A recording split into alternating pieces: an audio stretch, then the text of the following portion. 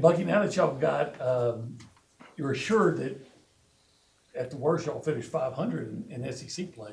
Do you have any number in mind that you feel like y'all need to reach to feel real comfortable about getting into the tournament? I got a number in mind I want to get to. That's 13. Four more games. But no, I mean, look, I think that you got to keep grinding. We don't have any bad losses. We've shown that we are a great team at home and on the road, particularly. I mean, if you think about our road games in the toughest league in the country, and the SEC has the toughest places to play in the country. We've gone to Alabama. We lost by 3. We won at Auburn, won at Texas, won at Georgia, won at Oklahoma, double overtime at Tennessee. The only one we didn't play well in was Vanderbilt. We lost by double digits. But I think when you're looking at numbers and all that, when you evaluate things like that, if you have a winning record in the SEC, the toughest league in the country, and you have shown you can do it consistently on the road, that's a great sign for the NCAA tournament, right? And I think you also got to look at teams that our team specifically. You throw out the first 4 games of the season, you look at this team, you're going to say team's been able to play it with a lot of these teams that are going to have some nice seeds in this tournament. So, that's me bragging on our team, but I want to finish this thing off right and play well here in these last 4 games. Should a win in Fayetteville be enough to ensure that you'd get in as good as they are? Yeah, I don't know. I mean, I would think our body works pretty dang good right now, so I don't want to put game pressure either way more than the pressure that we put on ourselves to play well. I think that we got a team that if we play well, it just takes care of itself. I mean, I'm not thinking about the NCAA tournament as much as I'm thinking about how can we position ourselves to be in a spot to somehow compete for a championship in this league. And if it can't be done, if Florida runs the table and does their deal, then how can we have the best seed possible for the SEC tournament to give ourselves a chance there to get buys, double buys, get to the semis? And if you think like that, what's in front of you, and the way to do that is not to focus on that, but to focus on playing good basketball, everything else should take care of itself. Yeah. You guys probably had one of your better defensive performances on Saturday, especially in that second half. Just wouldn't you feel like were maybe some of the little things y'all did really well that you can take from that, some teach tape maybe? Well, I think our players took the game personal. And I mentioned this, I mentioned this on the radio, is that so this time of year, and I want to be careful. I want to say this after we've won, because sometimes if you lose, it's it's a players' game. And they're like, oh, okay, sure it is now, right? But this time of year, it really becomes a players' game. And I want to say that if we had 2 wins. Because here's why. The schemes, everybody knows each other by now. We know what the other players can do. They know what our players can do. They're going to know what defenses we run. We're going to know what they run. You don't see too many I got you plays out there this time of year. It is literally like who wins the matchup. Like Rylan Griffin, that last possession we went to him, won his matchup. He finished through contact and got a bucket. And then there were several players on defense in that game. They had their guy and said, Coach told me to guard you. Your night's over with, right? And that's what I mentioned what I mentioned on the radio earlier. It's like who can cut whose water off that night. And I think that's really what it comes down to this time of year. It's like, I got you. Oh, now they ran a screen. I switched off. Now I got you. It's over for you. Oh, switch back. I got you. Now it's back over for you. And that's the mindset you got to play with this time of year. We could go back, starting to get a little bit against the wall. Just what have you seen for maybe just the sense of urgency from your guys these last couple games? Well, just, a lot of teams wait till they get to the NCAA tournament or their life's on the line to really fight. I haven't felt that from this team. I would say at Vandy we're a little fatigued, but, I don't think lack of fight has been the issue with this team or any point. I'm not saying there is issues with the team. This team is one of the most, what some would consider an overachieving team, right? In a lot of ways. I'm not talking wins and losses. They just give you everything they got.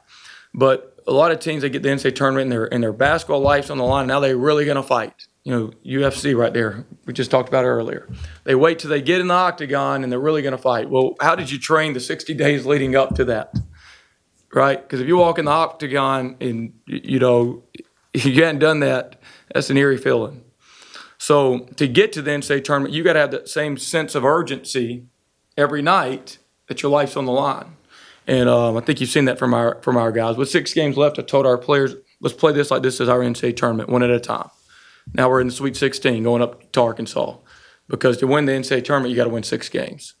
So let's treat it like that. So that way, when we get to the NCAA tournament, we know that feeling.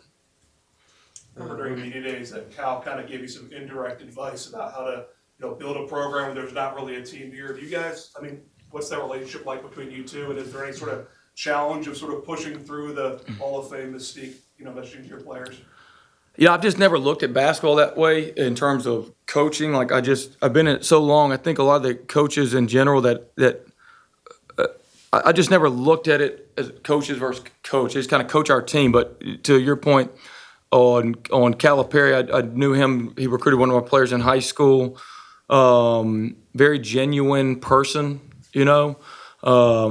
Obviously, he was in the spot we were last year with pretty much a new team. They struggled at parts in that. I think they lost their first 5 games or so in the SEC, isn't that right? And then they went on to get to the Sweet 16 and were very close to could have made the Elite 8. So, that's a model for how you got to stay the course and keep your eye on the prize, which is to play your best basketball towards the latter part of the season. That doesn't mean you're cruising to the latter part. That just means that you're improving day by day. You sort of touched on it there, but is there game by game discussion on this is what we need to do to get a double bye and stuff like that? Is that part of the messaging to this group? We just talk about how we're going to improve and play our best basketball. That's really the key. When you start getting those are results. You know what I'm saying? And I would say that just in the duration of our time here, which hopefully y'all have me forever. It's so we can go and get those 10 natties. But in the duration of our time here, we cannot be so honed in on results. I just give you this example. We had a losing streak. We won at Georgia. We lost at Alabama. We didn't play well versus Florida. Okay.